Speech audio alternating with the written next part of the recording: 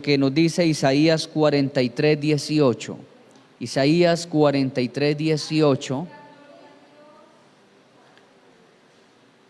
Vamos a meditar en Isaías 43:18. Dice la palabra del Señor en esta porción. Gloria al nombre del Señor. Yo creo que si le puede bajar un poquito, le agradezco. Versículo 18 del capítulo 43. Dice: no os acordéis de las cosas pasadas, ni traigáis a la memoria las cosas antiguas.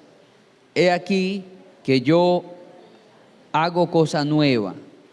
Pronto saldrá la luz, ¿no la conoceréis? Otra vez abriré camino en el desierto, río en la soledad. Amén. Gloria al nombre del Señor. Vamos a meditar hoy bajo el tema: no miremos lo que dejamos atrás. Vamos a meditar bajo ese tema: no miremos lo que dejamos atrás. Gloria al nombre del Señor. Hay tres cosas que Dios quiere hacer con el pueblo de Él. Tres cosas que están marcados en estos versículos. Una de ellas es: abriré. Primero dice: yo hago cosas nuevas. Lo segundo es: yo abriré camino en el desierto. Y la tercera es que el Señor hará o traerá ríos en la soledad. Tres cosas que Dios quiere hacer con su pueblo. Primero, hacer algo nuevo. Dios es amigo de lo nuevo. ¿Sí sabía, hermano, que Dios es amigo de lo nuevo? Por algo el Señor quiere hacer un proceso en todo ser humano. Y ese proceso es llamado el nuevo nacimiento. Nuevo nacimiento. Y eso de nuevo nacimiento, el Señor se lo explicó a Nicodemo y le dijo que era nacer del Espíritu a través del agua de la palabra del Señor. Nacer de nuevo.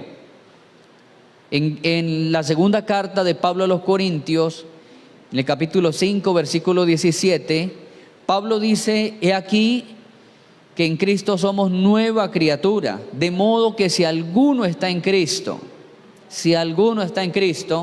¿cómo lo demostramos? Siendo nueva criatura. Si alguno está en Cristo, nueva criatura es. Las cosas viejas pasaron y aquí todas son hechas nuevas. Dice que el Señor hará cosas nuevas. Luego dice que abrirá caminos en el desierto y que hará brotar un río en la soledad. Son tres cosas que el Señor desea hacer con su iglesia. Tres cosas que Dios desea para cada uno de los hogares de la iglesia, para los jóvenes de la iglesia, para los ancianos de la iglesia, para los líderes de la iglesia. Tres cosas, iniciando que el Señor quiere hacer algo nuevo. Les decía que Dios es amigo de lo nuevo. Él nos pide un nuevo nacimiento. Él quiere hacernos nueva criatura. Hay una parábola que es la parábola de el vino nuevo en los odres viejos. Los odres son cántaros hechos con pieles de animal. Y entonces la palabra del Señor dice que no se puede colocar vino nuevo en odres viejos, porque el vino nuevo es el jugo de la fruta que va a comenzar a fermentar mucho. Y en los primeros meses es donde más exhala su fermentación, hasta el punto de alicorarse, y cuando ya se alicora, el fermento es mucho más, más reducido. Y dice que si esos vinos nuevos se colocan en odres viejos, pues no van a resistir la presión del fermento. Se van a abrir, se van a estallar. Entonces, eso de vinos nuevos en odres viejos nos está hablando acerca de la ley y del Nuevo Testamento. Nos está hablando de la ley y de la gracia. Nos está hablando de que muchos se quedaron pegados en la ley y no resistieron la flexibilidad y la bondad y toda la gracia que vino a través de la ley, a través, de la dispensación de la gracia. La gracia es como el vino nuevo y la ley como los odres viejos. Y muchos no resistieron esto. Cuando la Biblia nos habla acerca de lo nuevo, el salmista, inspirado por el Espíritu de Dios, decía: cantad a Jehová cántico nuevo. Nos habla de una inspiración nueva. Nos habla de que debe fluir una alabanza nueva. Cuando nos habla la Escritura acerca de las cosas nuevas que Dios quiere hacer. Dios quiere hacer cosas nuevas en nuestras vidas. Y a su nombre. Y luego dice que Él quiere abrir caminos en el desierto. ¿Por qué nos dice que caminos en el desierto? Porque los desiertos son parajes muy perdedizos. Las personas que caminan por el desierto, luego van a devolverse por donde quedaron las huellas y se dan cuenta que el viento hizo que corriera la arena o el polvo y las huellas, las señas por donde pasaron, quedaron tapadas totalmente. Hay algunas carreteras hechas en medio de desiertos. Y los países que han hecho carreteras en los desiertos han tenido que hacer planes de contingencia para evitar que las carreteras sean tapadas por las tormentas de arena. Han tenido que hacer planes de reforestación a las laderas, a los lados de las carreteras, hacer franjas de arbolización, colocar riego y hacer enormes franjas al lado y lado de las carreteras para que la arbolización detenga el paso de las tormentas de arena, del polvo, de la arena, y luego se pierdan las carreteras, queden tapadas totalmente. Y la Biblia dice que el Señor quiere hacer caminos en el desierto. A veces estamos así encerrados, que nos quedamos pensando y decimos: Dios mío, ¿y para dónde voy ahora? Porque los caminos se borran, porque las sendas de salida se borran, porque no sabemos a dónde dirigirnos, con quién hablar, qué hacer. Se borra, hermano, la mente se bloquea y uno queda que dice: Dios mío, ¿qué hago en este momento? Como que la persona se sienta y dice: no hay salida, no hay solución, todo está perdido. Pero es ahí donde el Señor dice: yo quiero abrirles un camino en ese desierto. Porque uno no encuentra por dónde fue que entró. Y entonces pasa lo mismo que las personas que se pierden en los desiertos. Cuando se ven perdidos, quieren devolverse por donde caminaron, pero ya el viento y la arena taparon las huellas. Y a veces uno en la vida cotidiana, iglesia, a veces uno en la vida cotidiana quisiera devolverse por donde entró y buscar el inicio. Y decir: voy a buscar el inicio y voy a matar esta situación desde el inicio. Pero cuando uno se va a devolver al inicio, ya uno no encuentra por dónde fue que uno entró. Y uno dice: Dios mío, no me di cuenta a qué horas entré en esta situación. A qué horas me vi tan envuelto de situaciones difíciles. ¿A qué horas pasó? Si antes las cosas estaban bien, si antes la situación estaba favorable, si antes la situación estaba muy favorable y yo llevaba una vida y un ritmo de vida muy tranquilo, muy normal. Y uno quisiera devolverse por donde entró, pero resulta que ya no hay caminos en el desierto. Fueron borrados esos caminos, se hicieron perdedizos. Pero el Señor dice: yo voy a hacer caminos ahí en ese desierto. Es decir, Él nos va a dar una guía, Él nos va a dar una guianza, Él nos va a dirigir, quizás así como en el Éxodo, que no había un guía físico, Porque en los desiertos siempre han existido guías, así como lo hay en las cavernas, como lo hay en los nevados. Siempre hay guías, personas que se crían ahí y que desde niños recorren esas áreas. Y esos guías se ofrecen. Esos guías dicen: yo lo guío, deme cierto dinero, le vale tanto y yo lo paso al otro lado. Le vale tanto y yo lo llevo donde usted quiera, porque me conozco ese lugar, me conozco la caverna, me conozco el desierto, me conozco el nevado, lo conozco como la palma de la mano. Pero cuando Israel llegó al desierto, no se presentó ningún guía, porque había gente que se conocía eso al derecho y al revés. Pero no se presentó ni encontraron a alguien que los guiara. Y entonces el Señor dijo: yo voy a ser la guía de ustedes. Y colocó una columna de fuego de noche y de día colocó una nube. Y la Biblia dice que cuando ellos conocían la hora y el día indicado para moverse, dice que aquella nube bajaba y se posaba todo un día completo sobre el tabernáculo. Cuando ellos veían que esa nube empezaba a descender y se posaba sobre el tabernáculo todo un día, y ningún sacerdote podía entrar porque no veían la puerta, porque la nube era muy densa y que empezaba a rodear. Y entonces cuando ellos miraban ese fenómeno espiritual que ocurría allí, la nube rodeando y ningún sacerdote podía entrar al tabernáculo, ellos sencillamente decían: ya va a ser hora de movernos de aquí. Y efectivamente, cuando la nube se levantaba, dice la palabra de Dios que debían tocar bocinas, trompetas, para que Israel empezara a enrollar sus carpas, a enrollar sus tiendas y a empezar a empacar todo, empezar a colocar en fila india a los niños, y todo el mundo tenía que moverse a dirección de la nube. No encontraron guías en el desierto, pero Dios era la guía para el pueblo de Él.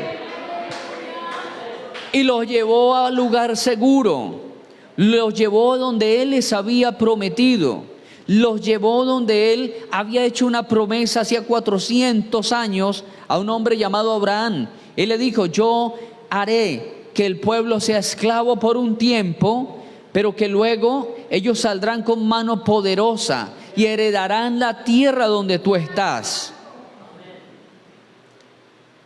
Parecía como si la promesa nunca se fuera a cumplir. Parecía que el desierto hubiese borrado todos los rastros de la promesa de Dios. Pero el Señor ahí estuvo, hermano. Cuán gloriosas son las promesas de Dios. ¿Cuánto lo creen? ¿Cuántos se gozan en las promesas de Dios? Luego la Biblia dice que Él hará caminos, y luego dice: yo haré ríos en la soledad. Ríos en la soledad. Eso de que Dios quiere dar ríos en la soledad, hermano, es porque a veces nuestra vida se encuentra totalmente en un polvero. Nuestra vida a veces está marchita totalmente. A veces nos sentimos solos aunque estemos rodeados de mucha congregación. A veces nos sentimos solos aunque estemos rodeados de mucha familia. A veces sentimos que nadie entiende, ninguno entiende lo que yo soy o lo que yo quiero. Creemos que ninguno puede entenderme, que ninguno va a tener la facultad de ayudarme a salir o tener un consejo preciso para lo que yo estoy sintiendo. Soledad, el fenómeno de la soledad.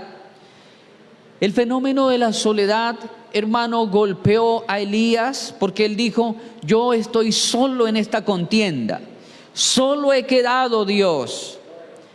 Ya mataron a todos mis compañeros de oficio, mataron a todos los compañeros de ministerio, acabaron con los profetas, y solo yo he quedado de parte de Dios como profeta. Solamente yo he quedado. El fenómeno de la soledad estaba visitando a Elías. Y Dios tiene que tocarle allí a la puerta del corazón y decirle: oye, Elías, Eso es lo que tú sientes y esa es su realidad individual. Pero la realidad universal no es esa. La realidad individual suya es que usted se siente solo, pero la realidad universal es que yo he guardado a 7,000. Yo he guardado a 7,000 que no han doblado sus rodillas ante Baal. Tal vez nunca antes Dios había preparado un ejército de pie tan fuerte, de forma profética como en el tiempo de Elías. Usted va a estudiar la Biblia y no va a encontrar un equipo así como el que Dios levantó en el tiempo de Elías. En ninguna parte de la Escritura dice que Dios haya preparado así tanta gente para un tiempo determinado como en el tiempo de Elías. Pero Elías se sentía en la soledad. Solo yo he quedado, no hay otro. ¿En quién me voy a refugiar? ¿Quién me va a aconsejar? ¿Quién va a orar por mí? Pero el Señor le dijo: tranquilo, Elías, ninguno me sale adelante a mí. Yo he reservado a 7,000 hombres. Hay 7,000 más como tú. Hay 7,000 más que están ahí firmes. Cuando dice la Escritura que no han doblado sus rodillas, quiere decir que están muy firmes, que han permanecido fieles a Jehová Dios. Entonces la soledad es un fenómeno, la soledad es un fenómeno mental que nos quiere desviar de la confianza en Dios. Usted no está solo, porque la Biblia dice que todos somos parte de un ensamblaje llamado el cuerpo de Cristo. Si usted va a mirar cuántos miembros hay en un cuerpo humano, muchísimos miembros, muchísimos miembros. Tenemos billones de células. Tenemos más de 250 huesos y todos tienen una longitud diferente. Tenemos tejidos blandos, glóbulos, plaquetas, vasos sanguíneos, conductos neurológicos. Bueno, tenemos, hermano, una infinidad de miembros. Y la palabra de Dios dice que nosotros somos parte del ensamblaje llamado el cuerpo de Cristo. Es decir, que hay una cantidad de gente que está dentro del cuerpo del Señor y que todos están funcionando de manera diferente, pero todos están conectados unos a otros. Todos estamos conectados. Y ningún miembro del cuerpo, hablando del cuerpo biológico, el cuerpo físico, ningún miembro del cuerpo está solo. Todo está unido. Y usted se da cuenta que cuando usted viene algo de repente a su cara, algo de repente, algo muy rápido, puede ser un mosquito, puede ser algo que le salpique a la cara.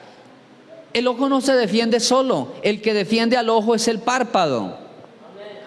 El párpado, siendo el ojo la parte más delicada del cuerpo, la parte externa más delicada del cuerpo es el ojo. Y siendo la parte más delicada, lo cubre la parte más rápida. ¿Sí sabía eso, hermano?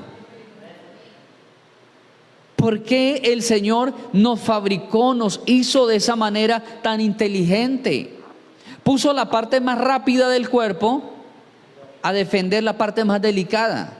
Que lo más rápido que el cuerpo humano puede hacer es pestañear, dar un pestañazo, parpadear. Parpadee, hermano, y trate de calcular cuánto demora su parpadeo. Casi que usted ni se da cuenta. Bueno, pero no se quede así parpadeando porque se pierde la prédica. De pronto alguno va a parpadear. El pastor me dijo que parpadeara. Y duró parpadeando 1 hora. No, un pestañazo normal. Dios es así de bueno. Y cuando hay algo de dimensión, de dimensión mayor, Ya no es el párpado, porque el párpado ya no puede defender algo que sea más grande que el ojo. Ya reacciona la mano. Usted se va de cabeza y lo primero es la mano.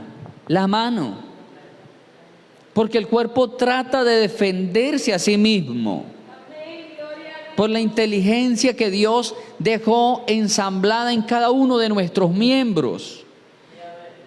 Y esto lo digo, hermano, para que usted entienda que usted no está solo.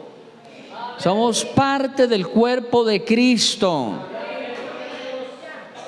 Si una parte de este cuerpo se desprendiera, inmediatamente moriría. Un dedo que se desprenda de la mano es un dedo que se muere.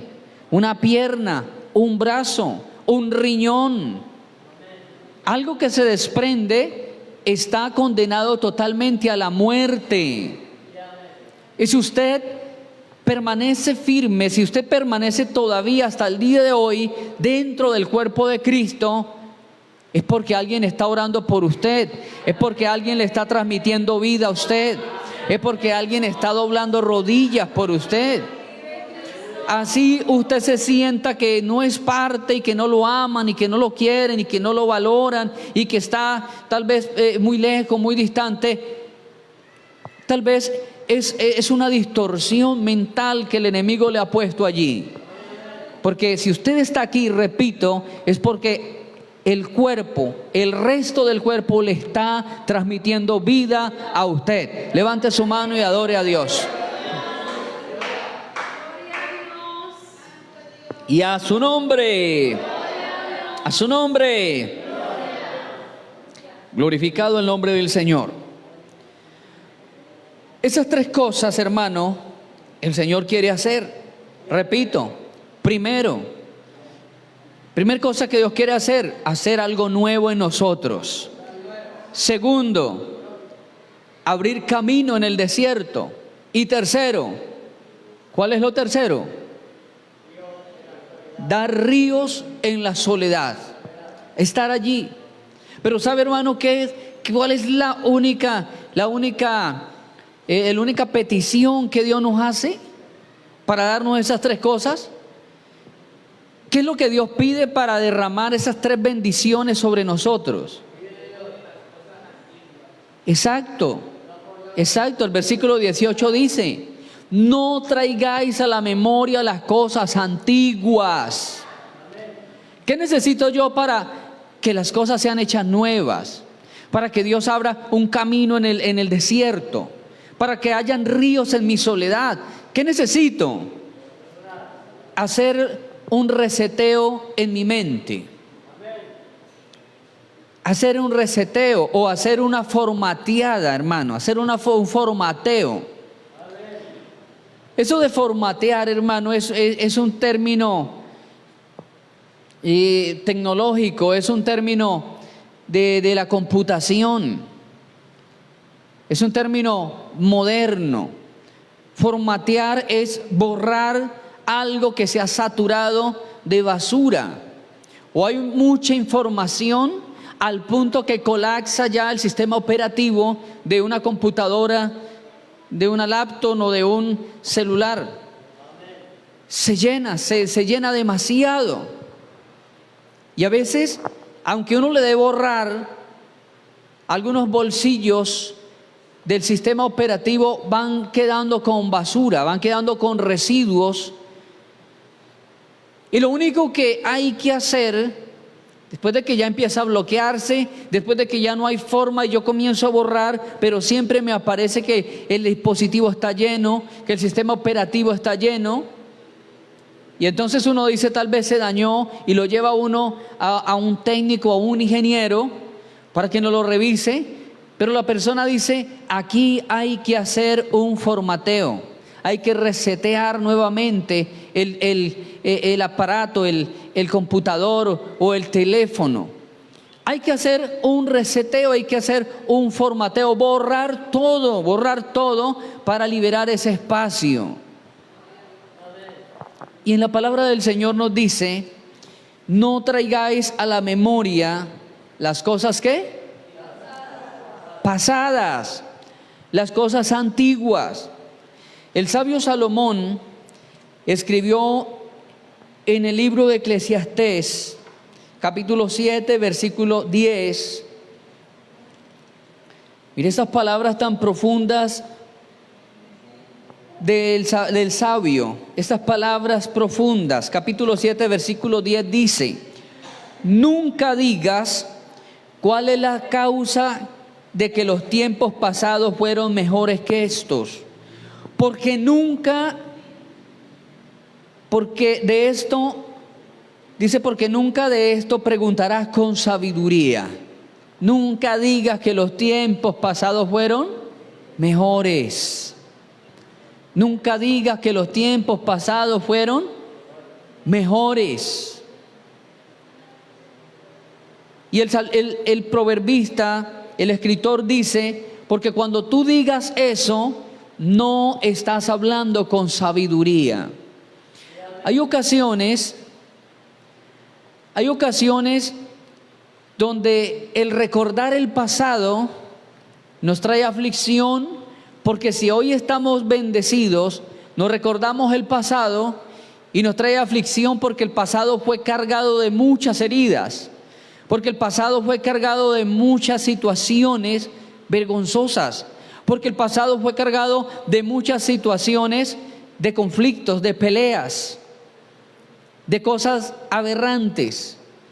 Y entonces, si estamos bendecidos hoy y nos ponemos a traer la memoria el pasado, aunque estemos bendecidos hoy, eso nos va a afectar el presente.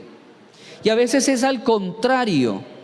A veces nos acordamos del pasado y el pasado era un pasado lleno de provisión, lleno de bendición. El pasado era un pasado donde aparentemente la vida nos sonreía.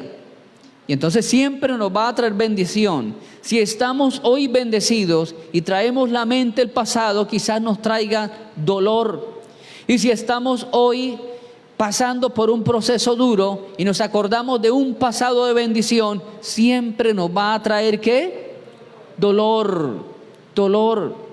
Hermanos, vivir acordándonos de las cosas pasadas es un clavo en el zapato. La palabra de Dios dice: no traigan a la memoria las cosas antiguas. No traigan a la memoria, porque eso es mirar hacia atrás. Usted sí ha visto, hermano, que nuestra estructura cervical, lo que se conoce como el cuello o la nuca, es la parte cervical de nosotros. ¿Se ha notado que ella tiene un ángulo giratorio muy estrecho, muy cerrado? Trate a girar y verá que el ángulo giratorio de su cabeza, la zona cervical, es muy limitado. ¿Por qué será tan limitado? Porque el hombre fue diseñado para mirar hacia adelante, no para estar a toda hora haciendo un oficio y de inmediato girar la cabeza, mirar hacia atrás. Porque el punto del equilibrio del ser humano es la vista, el mirar hacia adelante. Y todo lo que usted esté haciendo y no tenga la mirada puesta en eso, tiene una alta probabilidad de que eso le va a quedar mal. Los que conducen, sea un carro, una moto, una bicicleta, saben, inclusive, hermano, no necesitamos de estar conduciendo un aparato. Solamente hablemos de que si vamos caminando y empezamos a mirar hacia atrás y vamos caminando hacia atrás, es imposible llegar a un lugar mirando hacia atrás sin caernos, sin tropezarnos. Siempre que estemos movilizándonos o desplazándonos, el punto de equilibrio es la mirada hacia adelante. Ese es el punto de equilibrio. No puede haber otro punto, no hay otro punto de equilibrio ahí, amado hermano. En el desplazamiento, el punto de equilibrio es la mirada hacia adelante. Y no solamente esto opera dentro de la vida rutinaria. La vida espiritual también se basa en el punto de un equilibrio de estar mirando y enfocándonos hacia adelante. Y Dios siempre ha deseado que su pueblo mire hacia adelante, porque adelante están las promesas de Él, adelante están los proyectos de Él.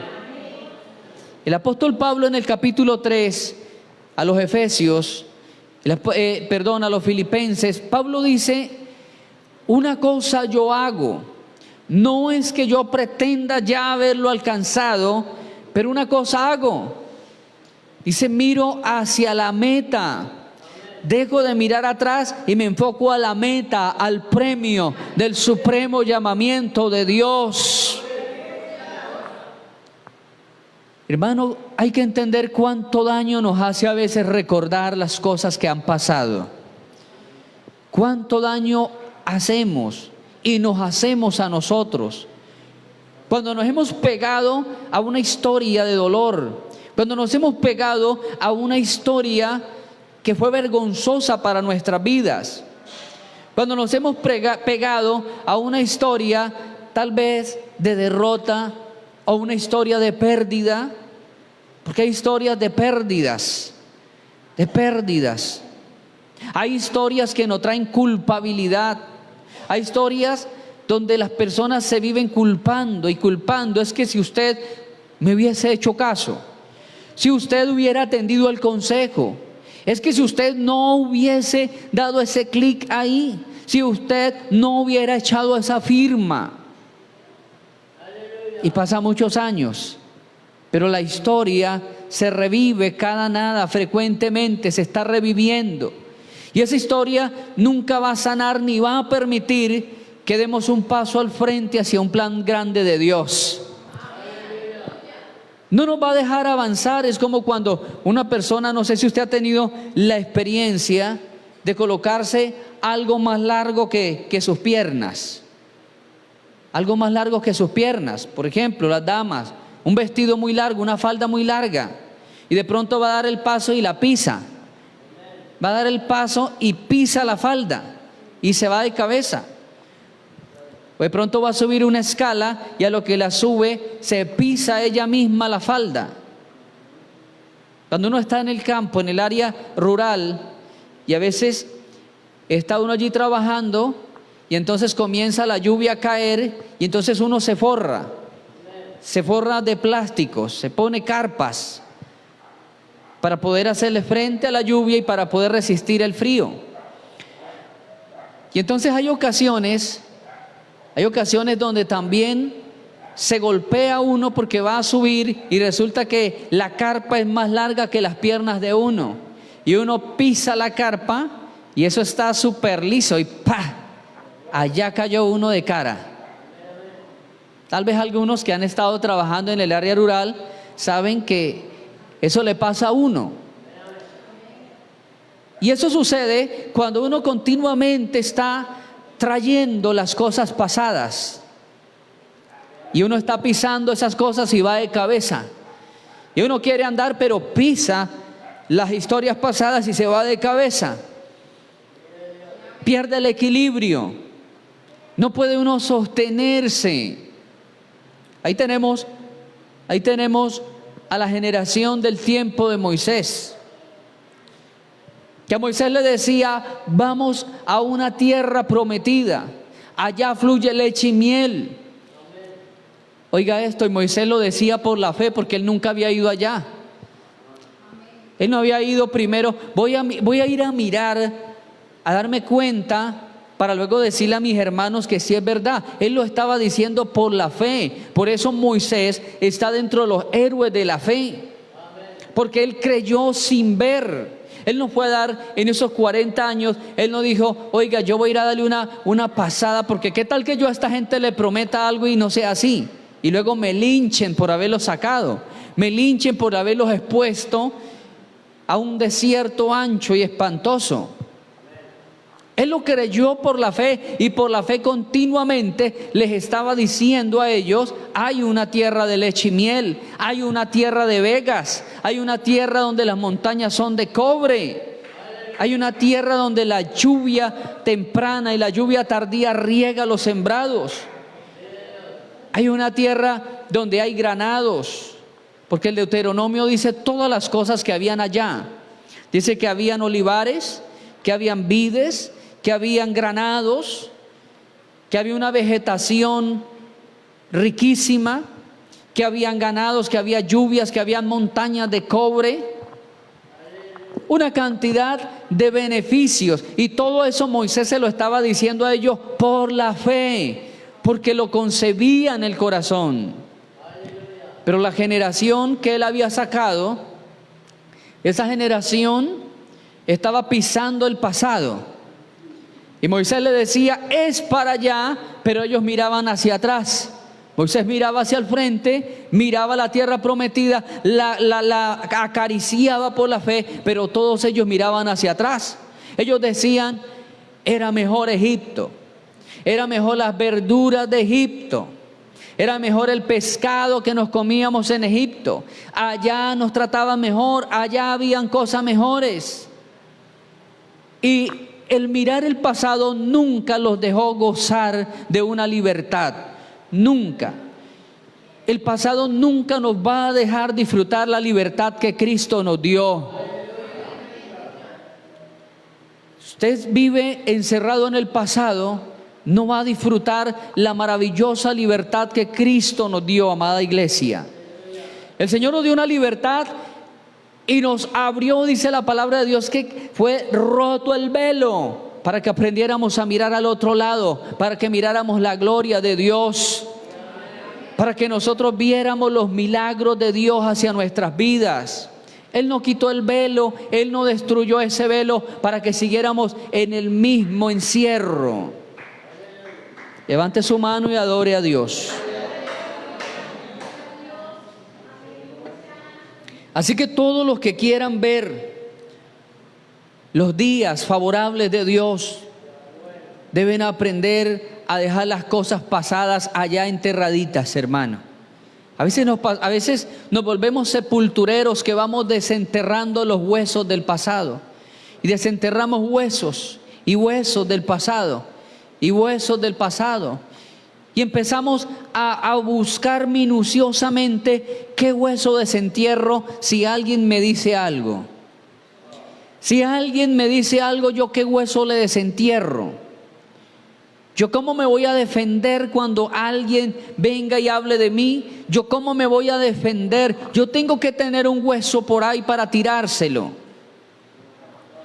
Pero mientras buscan huesos del pasado, mientras desentierran esos huesos del pasado, la persona va quedándose relegado, va quedando atrás también, va a dejar de avanzar, porque hay cosas que la palabra de Dios dice que el Señor las tomó y las tiró tras sus espaldas y ya no las está volviendo a mirar más.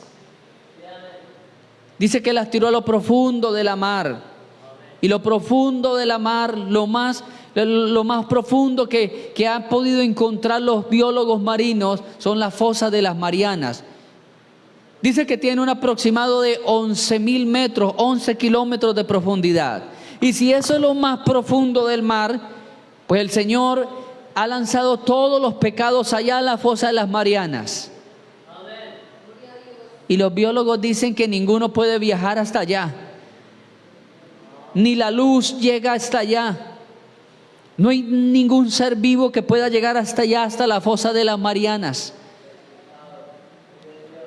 Y tal vez si ese es el punto más oscuro, más denso, más inhóspito del mar, digamos que allá están todos los pecados para que ninguno se lance hasta la fosa de las Marianas, revuelque a ver dónde está el pecado de Julano, dónde está mi pecado, voy a buscar. Amada iglesia, ese no es el oficio de nosotros. El oficio de nosotros es seguir avanzando mientras el día dura. El oficio de nosotros es crecer. El oficio de nosotros es reverdecernos como la vara de Aarón. El oficio de nosotros es avanzar mientras hay un diablo que está furioso porque le queda poco tiempo. Nuestro oficio no ha sido el llamado a quedarnos pegados en un pasado. Hay que avanzar, amada iglesia. Avancemos mientras el día dura. Avancemos mientras estamos hoy con vida. ¿Cuántos alabamos a Cristo? Y a su nombre. Y a su nombre. En el Evangelio según San Lucas nos habla de una mujer que miró atrás. Y es la mujer de Lot. Capítulo 17, versículo 32 dice: acordaos de la mujer de Lot. Acordaos de la mujer de Lot. Es la única persona que en la Biblia me dice acordaos de ella. Ni siquiera dice acordaos de Cristo o acordaos del apóstol Pablo, acordaos de Pablo, de Pedro.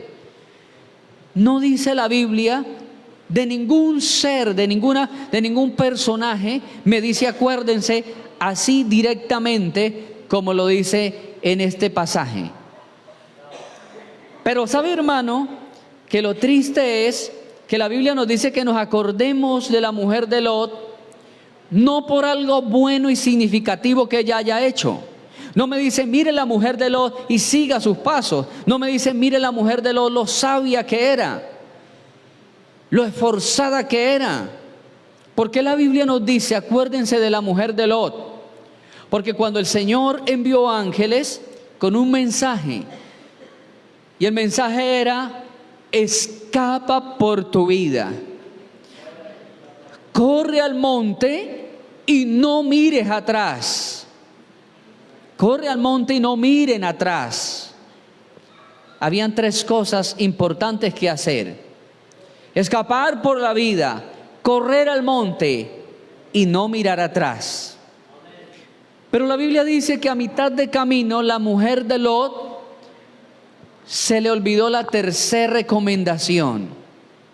Iba deprisa, iba para el monte, pero se le olvidó la recomendación: no mirar atrás. Porque cuando un ser humano mira hacia atrás, para usted mirar hacia atrás tiene que darle la vuelta al cuerpo, porque la zona cervical no tiene la flexibilidad para mirar totalmente atrás. Y cuando ella da el giro, se le olvidó que el Señor le había dicho: el monte es para allá. Y ella miró para allá. Como quien dice: mi corazón recordó lo que pasó allá en Sodoma y Gomorra. Mi corazón recordó qué tristeza, qué pesar me da con lo que se está quemando en Sodoma y Gomorra. Se quedaron mis comadres, se quedaron mis amigas, las amiguis, como dicen por ahí. Se están quemando mis amiguis. Se quedaron mis joyas. Se quedó todo mi plante, todo lo que teníamos se nos está quedando. Se quedaron mis tacones, mis alhajas, se quedó todo. Mi comodidad. Y la Biblia dice que aquella mujer fue transformada en una estatua de sal. Quedó paralizada por los siglos. Todavía se cuenta. Y donde se predica el Evangelio se habla. Y la Biblia dice: acuérdense de lo que ella le pasó. Acuérdense de la mujer de Lot. Y cuando usted sea tentado a mirar hacia atrás, cuando usted sea tentado a mirar, a poner su mirada en las historias del pasado, en un pasado que Dios sepultó, ojo, hermano, tenga cuidado, acuérdese de la mujer de Lot. Tal vez otros se acuerden de lo que usted era, pero usted no debe acordarse para anhelar eso.